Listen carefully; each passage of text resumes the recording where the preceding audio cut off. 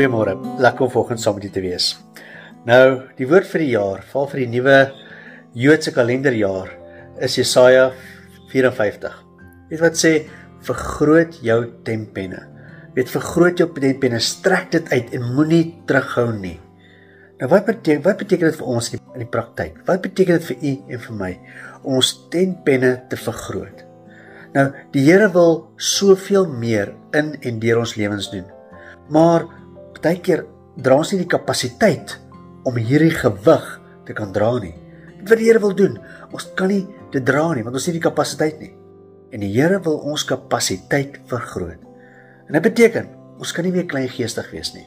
Ons moet ons gees, ons denkwyse, die manier hoe ons voel en dink, en hoe ons redeneer, hoe ons die wêreld sien, moet ons verbreed en vergroot, sodat die Here meer deur ons kan doen. Dan sê ook, moenie terughou nie. Moenie terughou nie. Want die Here wil groot dinge in en deur ons lewens doen. Maar ons kapasiteit hou baie keer terug. So ek wil julle graag uitdaag. Vir die jaar wat voorlê, kom ons vergroot ons tentpenne. Sê Here, hier's my hart.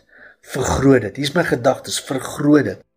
Ek wil my kapasiteit wil ek vergroot, sodat u meer kan doen deur my. Amen. Kom ons bid saam. Here, ons kom vanaand, Here, vanoggend, en ons bid. Help ons om ons tentpenne te vergroot.